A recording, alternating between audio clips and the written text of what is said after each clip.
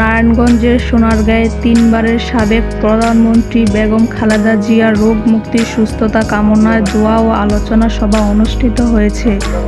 শনিবার বিকেলে উপজেলার পিরোজপুর ইউনিয়নের মঙ্গলেরগাঁও বটতলা বাজার এলাকায় মিলাদ ও আলোচনা সভার আয়োজন করেন পিরোজপুর ইউনিয়নের ১, ২ ও ৩ নং ওয়ার্ডের বিএনপির নেতাকর্মীরা।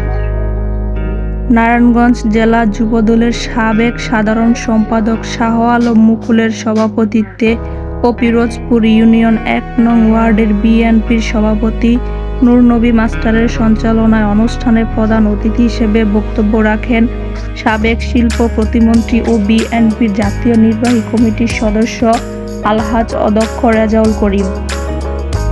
এ সময় অন্যদের মধ্যে উপস্থিত ছিলেন পিরোজপুর ইউনিয়ন পরিষদের সাবেক চেয়ারম্যান ও উপজেলা বিএনপির সহ সাধারণ সম্পাদক আলহাজ সিরাজুল হক ভূঁইয়া, শম্ভুপুরা ইউনিয়ন বিএনপির সাবেক সাংগঠনিক সম্পাদক মোহাম্মদ আব্দুল মালেক মাস্টার, পিরোজপুর ইউনিয়ন বিএনপির যুগ্ম সাধারণ সম্পাদক আতাউর রহমান, দপ্তর সম্পাদক মোহাম্মদ আব্দুর রশিদ, জেলা যুবদল নেতা হাজী রাজু আহমেদ রমজান, পিরোজপুর ইউনিয়ন বিএনপির নেতা ওয়াসকরণী ফরাজি, বিএনপির নেতা মোর্শেদ আলম, উপজেলা যুবদলের সাবেক সদস্য শাহিন মিয়া, যুবদল নেতা আবুল কাশেম, শম্ভুপুরা ইউনিয়ন বিএনপির নেতা কবির হোসেন ভূঁইয়া বাবুল, শাহাদাত মেম্বার আলহাজ শামসুল আলম, অ্যাডভোকেট এ.কে.এম. ফজলুল হক সহ স্থানীয় বিএনপির নেতাকর্মীরা উপস্থিত ছিলেন।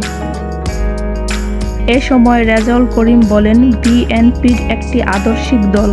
বিএনপির প্রতিটি নেতাকর্মী শহীদ প্রেসিডেন্ট জিয়াউর রহমানের আদর্শকে বুকে লালন করে রাজনীতি করে। বিএনপিতে কোনো সন্ত্রাস, চাঁদাবাজ ও দুর্নীতিবাজ এর ঠাঁই হবে না।